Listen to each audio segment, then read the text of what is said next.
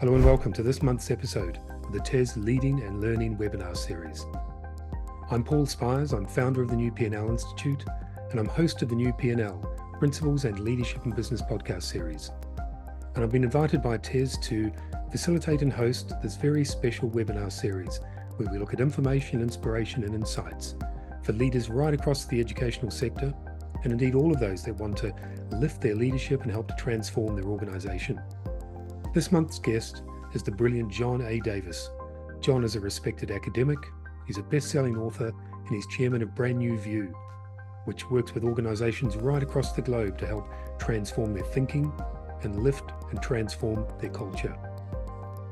And John has got a book called Radical Business, How to Transform Your Organisation in the Age of Global Crises. And it's based on the research and leadership development and conversations with leaders in over 40 countries right across the world. And that'll form some of the basis of our conversation today. So John, a very warm welcome to the TES Leading and Learning webinar series. Thank you so much for taking the time to join us. Hi, Paul. Well, thanks for inviting me for this conversation. I'm looking forward to it. Brilliant, thank you. Perhaps if we just start with a bit of an overview of who you are, what you do, and who you do it for. Great. Well, I'm a professor of practice in sustainability at the Lundquist College of Business at the University of Oregon in the United States. And in that context, I teach courses primarily to MBA students, a little bit undergraduate as well, around sustainability and what businesses can do to become a force for good in a world that's rapidly changing. So a lot of my work and research is around that.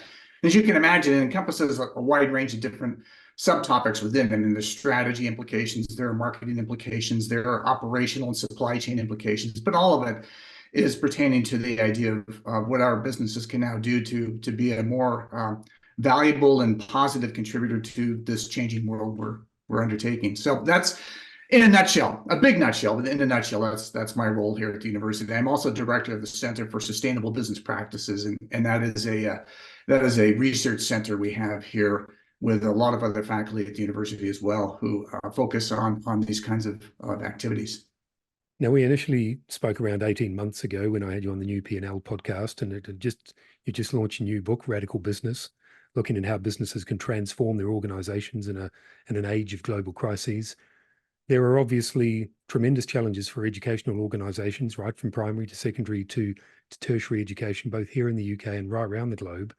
So I think a good place would be to start is to look at your blueprint, if you like, for transformation, for change, and the three themes and the four pillars that underpin that blueprint. And I think if we start with value meaning, which is the first principle, if you like, and what does that mean in an educational context? How can educational leaders start to apply this within their organization? But within value meaning, there are four sub areas that we identified in the research the top performing organizations are doing, and they define a very clear sense of aspiration, and that aspiration is why do we exist in the first place? It's also been written about as purpose. It's analogous to purpose. Aspiration tends to be even bolder and more encompassing, but the idea behind it is, if you're a company, you could argue our purpose is to make money. That's really not a purpose, that's a byproduct. And in the context of education, our purpose is to help cultivate a sense of curiosity in people so that when they enter the world, they're in a better position to be able to draw from others and listen to others and be open to points of view in order to improve society. So that's the aspirational piece. There's a second component to that, which is distinction, and that is, what does an organization, in this context, an educational institution, what does it do to create distinctive, unique value in the world? Now, you could step back for a moment and say, well, universities, for example, have an obligation to produce a generation of future citizens whose interests may vary broadly, or could be in the professional classes as well, like engineering, law, and so on. But there's also the question of how do you cultivate curiosity in citizens across a broader palette of areas of interest, from the social sciences and from the arts and culture. But any of those things allow an institution, if you think about it, to cultivate and curate a sense of what makes them distinctive. On the extreme end, and that extreme in a good way, you could say that there are technical institutions like the MITs of the world here in the US that are well known for their STEM-based curricula, although they obviously teach in other areas as well. And then there are liberal arts institutions that have a broader approach, but in all cases, they're trying to establish a distinctive reputation for the way they teach students. And we can get into, how you compare apples to apples or apples to oranges in that regard, because I think the rankings themselves are always a bit funny in that. But anyway, that's, distinction is important. The third piece to it of the four is culture. How do you create, and what does the institution do to create a culture where the faculty, the staff, the students, the advisors, the alumni all feel like they're part of something special, that they're involved in this institution in a way that goes beyond even their degree pursuits that they had when they were students. And then the final pieces of the experiences. What is it the institution does to show up day to day in society? And that sounds very trite. It's not meant to. It's more about when we think about any of the places where we have been students and there are alma maters, what position do they hold in our mind, and what position do they hold in the minds of society as well? And how do they continue to affirm and reinforce that position in society? So again, it's aspiration, distinction, culture, and experiences all help to build a greater sense of value, meaning for the institution or the organization. So when you started that answer, you referred to how we define ourselves as an organization, as a business. I guess the first question I would need to ask, whether it's a business, but particularly in an organization like an educational establishment where the hierarchy is fairly fixed quite often, who defines the definition? How do we ensure that educational leaders make that definition more collaborative from the outset so there's more buy-in to it across the organization? They are not necessarily coming in to be revolutionaries. Anybody who comes in as new head of an institution or school is not necessarily there to reinvent it. Instead, and this sounds sort of weak, but it's not intended to. They have to be caretakers and stewards of the value that the institution has already represented. So how do they ensure the integrity of that mission continues? That's the first part. I think that the other piece to it is how they do convene their stakeholders so that they feel like, as a new leadership team or as a leader of that institution, they are involved in any directional changes, because there may be societal issues at stake in terms of new learnings and curricula that do need to be incorporated in the institution. And they can't impose that, right? And there are a lot of reasons for that. There are internal reasons in terms of faculty needs and staff needs and student needs and so on. But there are also external factors attached to that. The accrediting bodies and understandings that the market has about the institution. You just can't go in and kind of pull the levers like you might in a company. Yes. It's a little bit harder in an educational institution. So to answer your question in a short way, it's really about being an effective curator and caretaker of the institution in the context that you find yourself as you're leading it at that time. When you look at your four pillars, if you like, aspiration, distinction, culture, and experience, they're obviously chronological. You have to have that purpose to identify what makes you unique, to feed it into the culture, to ensure that we action it every day, we activate it through experience. But is there something within any organization, whether it's education or business, what is the most important of those four pillars? Do they have equal weighting, or is there something that needs to be there above all else? Do you need, for example, a culture that is at least embracing and accepting the purpose in order for that to be facilitated? Or is there a weighting, or is there a priority? There is not a weighting, and it's not because that's the bias. It's because that's how it's come out in the findings. You can imagine that if you were a brand new institution, for example, starting from scratch, you would need to have a clear sense of why you're here in the first place and what value you're trying to create that differentiates you from others, so that you can attract pupils and students. As an established institution, very much what you have to think about are all those elements. You know that the culture represents a certain kind of or has a certain kind of atmosphere attached to it that people expect when they join, because either their parents and their families had gone there before, the local community understands it a certain way, society and employers have seen it a certain way, and so that plays an important role. But the institution every day is there. It's physically present in a location or various locations. And therefore, anybody who even is just peripherally there in the community, maybe not a graduate, not an alum or anything like that, but does see it in effect literally day to day, notices when things are dramatically different. So how it shows up every day is important. The point behind it is that no one of these stands out as a particularly important point, except to say you know when they're lacking. So if you lack an aspiration, if you lack a sense of why you're here in the first place, it's very easy to go off track and to wander into domains and areas of interest that may or may not be specific to your culture and your expertise, in which case you start to dilute the value of the institution and or cause people within to wonder whether or not the institution is continuing to refine the reputation that it's garnered to date. So I realize that that's a catch-all kind of an answer, but there is no one bias in there that says this is most important. You really need all these ingredients to work out together. The other piece of this too, Paul, is it's important for institutions to recognize that this is not just a, step one, do this, step two, do this. Yes. And if you do step one and step two, then step three automatically follows. It's not robotic uniformity. It is being much more contextually aware of the different moving parts that create the larger meaning for the institution.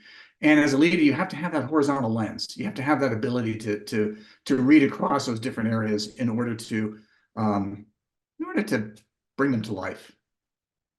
What are the hallmarks in your view, of a culture that is lacking that, if not embrace of purpose, then at least acknowledgement of purpose? If you're an educational leader or again in any business, and you're looking across that organization, what are the hallmarks that you can identify that say, actually, the purpose hasn't been bought into, hasn't been delivered, hasn't been breathed into the way it should be within that organization? How do you identify it? Yeah, it's great. The most extreme examples are when there is an imposition by a new leadership team into an institution that says, we know we've historically focused in these different domains for our research and our curricula and teaching, but we're now going to focus over here, completely different. And the reason is because that leader might have that bias, and that can almost immediately be a red flag to those who don't specialize in that new area of interest, that they may not be as valued. And of course, that's the most egregious sort of example of taking an institution and trying to refine it around the personality and interests of an individual leader. But I think the other piece to it that's slightly subtler is when an institution is a bit tone deaf to what's going on in the society around it and may or may not quickly respond to controversies around the world, or at least have a point of view about what it means to have open conversation and academic freedom, and protecting those interests to ensure that the constituencies within still feel like that is important to the institution. And when that begins to stray, you don't notice it up front as much, but it begins to fray a little bit around the edges, and it starts to lose a bit of that distinctive meaning that it once had. Yes. The second principle is value measuring, and focuses on the 4 dimensions of value that underscore success for top performing organizations. Talk me through what they are and how they relate to an educational setting. Yeah, so this is the fascinating part of the research too, because we typically, when we think about value, we often think about it in financial terms, and that is a component of this, but it's the last component, and this literally is in order of a priority here. There is the first component, which is reputational value. And reputational value is, are we trusted and seen as a credible force, hopefully for good, in the world, whether that's a business or educational institution? What are we known for in that regard? The second piece is organizational value, and that's very much an internal lens. And the organizational value suggests, what do people, the employees, in the case of an educational institution, the faculty, do they feel like their work, their research, their teaching matters in the context of the institution's overall direction? Yes. The third piece of that then is the external lens, and that's the societal value piece. And that is the institution, is the university, is the school itself a part of the fabric of the local community, certainly? And if it's a larger, globally established, well-recognized place, is it one in which the world sees it as being a valuable contributor to their understanding of the world, right? And so are you really contributing to the communities that you serve more broadly, not just the students, but also providing new insights and inspiration for the regional communities? Are you providing a sense of opportunity where people look at it and say, gosh, they're really doing some interesting stuff over at XYZ institution, and I really support that.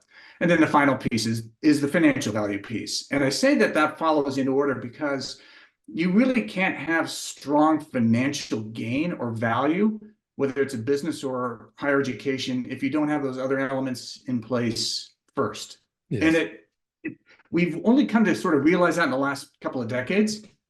Not that it wasn't familiar to us, but certainly in the world of business, so much of it is driven around profit maximization, shareholder wealth.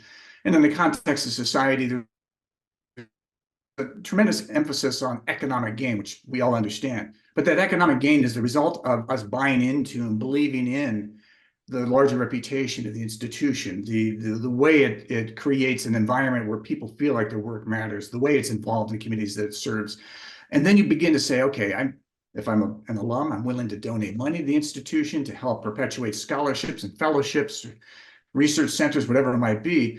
That all plays a role in building a sense of value for the institution. And that's why the financial piece is always sort of the last piece. It's the byproduct of doing other things well. Before we move on to the third principle, I just wanted to come back to a point around aspiration and value meaning.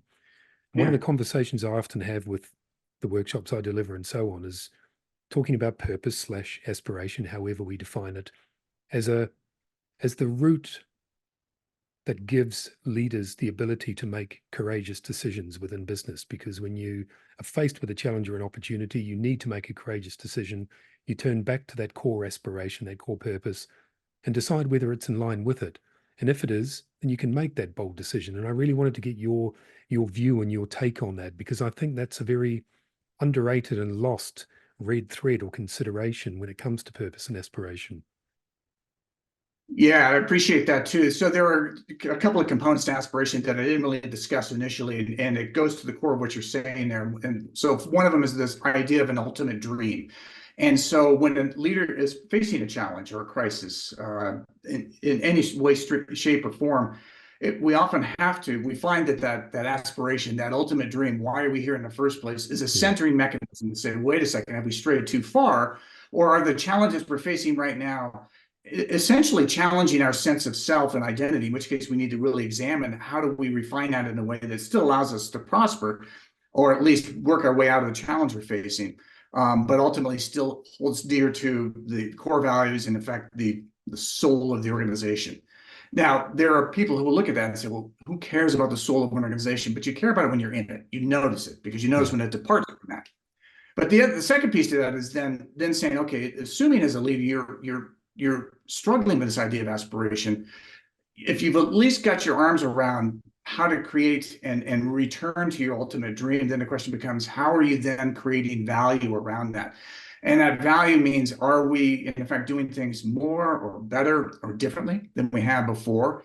And if we're deviating from any of those areas, then what are the things we're noticing that we need to return to come back to that? And then the third piece to that is the character of the organization itself. And character, we often underplay, and yet I think it's really important. We typically look at it in the context of people, you and me, but there's obviously organizational character at play as well, and it's very much driven by that ultimate dream and the creating value mechanisms we put in place. And so that's, to me, is part of the challenge any leader faces when they're trying to deal with how do we move into a solutions phase without jumping to solution and not understanding the work it takes to kind of get us back there. And that means you really do have to revisit the ultimate dream. It's so easy to kind of revert to a simple path towards a short-term solution, and you realize it's taking you farther away from your original aspiration. And then you've got even worse or more challenging repair work to do down the road. When we think about value meaning and value measure, I want to just touch briefly again on sometimes there's a rigidity to it. We're a very KPI driven world. We want to tick that box and we want to move on, but all of these things require it to live within an organization, require that purpose to live within that culture and that organization. And that requires a flexibility, both in terms of what the definition looks like over time, because we evolve as individuals and organizations, and also how we measure it over time also as a result of that evolution of our organization and our thinking. What is your advice to those leaders listening today about how they ensure that they subtly evolve their thinking around their purpose, their aspiration, their measurement, without fundamentally changing the course of direction, but ensuring that it's enabled to grow as their organization grows? Yeah, so there are definitely things that are easier to measure. So you can look at certain performance attributes of anybody in any organization and say, did they definitionally improve something that we can metricize, if you will? Yes. And in the context of a company, might be greater sales or increased market share or increased number of customers, whatever it might be. And in the context of higher education, it may be a higher quality of student entering each year, and it's demonstrating that the selectivity of the institution, by the way, which is an entirely different conversation we can also spend time on. But if are we attracting an even better, brighter group of students in that regard? But when you look at the numbers by themselves, and we do try to be scientific in our world around tracking. Yes. But there are still those elements, those qualitative dimensions, the behavioral aspects that are more difficult to refine to a 7-point Likert scale or whatever it might be, or some level of percentage. And those are the areas where we struggle in almost every organization, because they're human behavioral questions, and they are, how do you know that somebody is 10% more productive in the context of the way they inspire their colleagues? Kind of hard to do. It's a little bit like saying, you love your partner.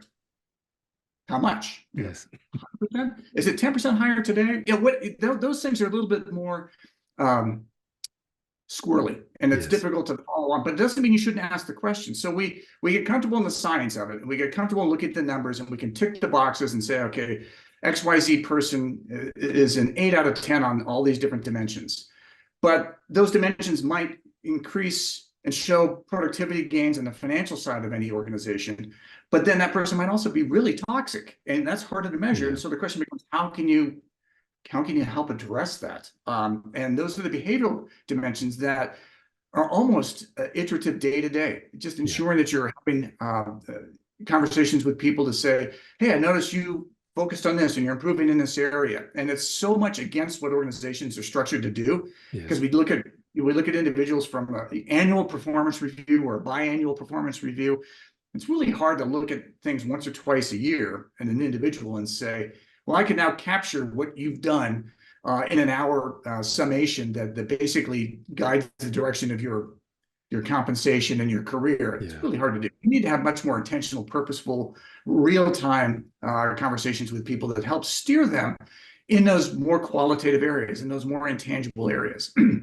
One other point I'll mention on that, Paul, is while it is very challenging to score things in specific metrics when you're dealing with qualitative dimensions, it shouldn't prevent organizations from asking the questions, well, how could we track this better? True. Because I think it's always an enduring question, is how can we get things better and how can we track better?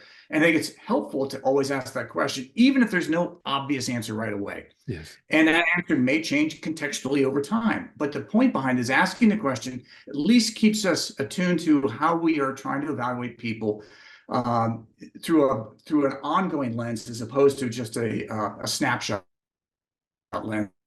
The numbers are easy, but the rest of it's very challenging.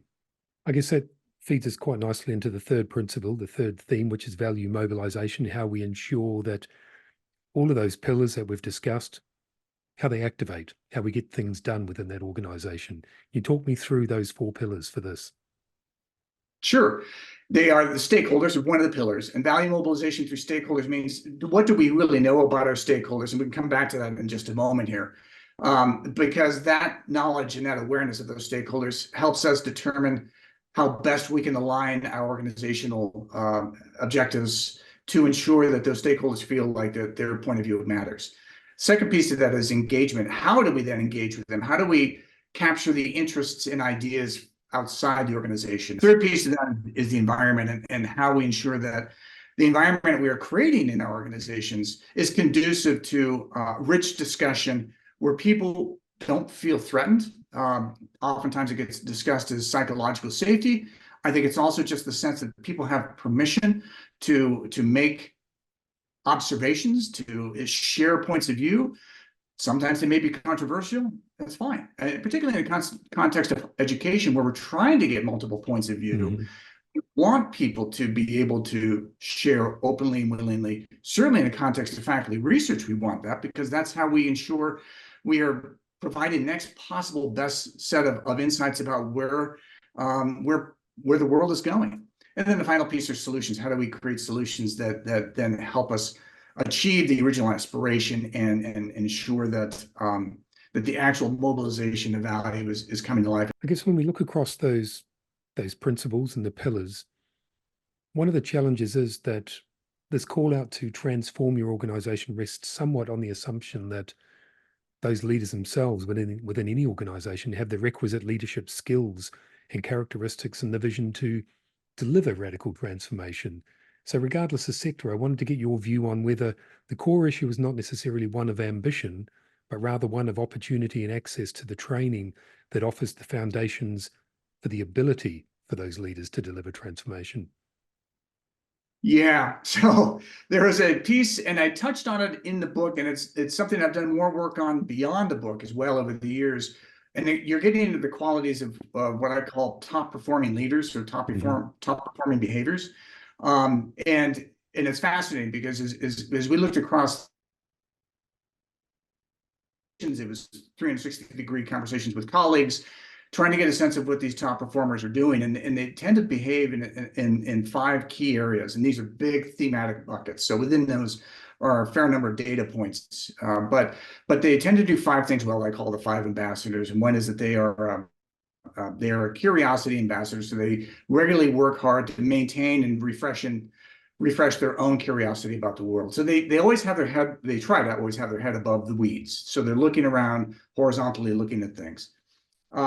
They are really effective relationship ambassadors, which means they do work well with people. They may not have come to it naturally, but it has become something they have worked toward and gained experience in over time. Yes. But the relationship ambassador is not a, it's not a role somebody plays when they are trying to transact. It's not a transactional thing. It really is a relationship. How do they come from the point of view of enduring long-term value in getting to know people, and they cultivate that. The third is they're really effective imagination ambassadors. And while they themselves, imagination has a lot of definitions attached to it, but it really comes down to how are they helping the organization itself build the confidence to innovate, to try new things, to experiment, to explore, even if they themselves aren't creative people, or it doesn't matter about them per se. It's, are they creating the environment where people can be imaginative? John, I'd like to end this episode, as we do with all the episodes, with a sort of bit of a summary and 3 concise and final pieces of actionable wisdom that our educational leaders can go away and apply in their organizations. And we use a variation of the TES acronym to embed these points in our minds. So T is for talk. So when it comes to your blueprint and your 3 structural themes, what's the most important thing educational leaders can do to more effectively communicate the principles, the pillars of these themes, and the framework within their school, college, or educational establishment? Yeah, I love that question. So it comes to aspiration right there. And what educational leaders really have as a visible person is ensuring the continuous repetition and communication of the aspiration of the institution, for sure. I mean, because that rallies people around it. And that might sound very, very superficial. It's really important. We need to know what institutions stand for. And so as they continue to reinforce the aspiration, it's much easier for people to see where they fit into that aspiration. So the talk part of it is ensuring they reinforce aspiration. E is for excite. So when it comes to the blueprint, the structural themes, what's the most important thing leaders can do to excite those within that organization, to ignite their enthusiasm, to help them to engage and embrace and believe in the value of it? Yeah, so excitement means inviting as many diverse points of view as possible into the conversation, whether that's the types of students you're admitting, the types of faculty you're hiring, the types of research that you're doing, or the types of experts you're bringing in to share their insights and wisdom and experience at the institution. Because that excitement, sometimes that excitement can be controversial, but it also can be terrifically motivating. And the point is we're trying to create influential debate where people can wrestle with challenging issues. And if we continue to keep those doors open, I think that to me is a powerful mechanism for institutions to continue to succeed. And S is for sustain. So what is the one thing leaders must do to ensure that they sustain a commitment to the blueprint, to the themes over the medium term, so it becomes a core component of an organization's thinking and its culture? So sustain means how do you, to me anyway, it means how do you as a leader ensure that the next generation of leaders, whether you are an administrative leader inside the institution and you're trying to in effect build a leadership system of sorts that helps take care of and succeed you in a successful way. That's the institutional side. The other piece to it is ensuring the perpetuation of as diverse a generation of new cohorts of students coming in as possible. And so both cases, you're talking about building a systemic approach to having as diverse a set of points of view as possible. I mean, to me, that's where sustainable success comes from in any institution. It is not just one size fits all, do it this way forever, but it is ensuring that you are open-minded, and in fact, as the growth mindset advocates, including me, would say, just keeping an open mind about what it takes to keep the institution vital, because in effect, they ossify when it starts to just do the same thing all the time, the same way. So I think having that vitality of distinction and diversity is important. Keeping the institution vital. That's great advice to end on. John, thank you so much for your time today. It's been a pleasure to have you on the show. Paul, thank you as well. I really enjoyed this. I always enjoy talking to you. You've got a terrific podcast. So thanks. Thank you. Thank you very much. So thanks once again for watching episode 6 of the TAS Leading and Learning webinar series. I invite you to check out the notes that accompany this webinar. You'll be able to learn more about what John does and who he does it for. So I'm Paul, host of the TAS Leading and Learning webinar series. Thank you once again for watching, and I'll see you next month.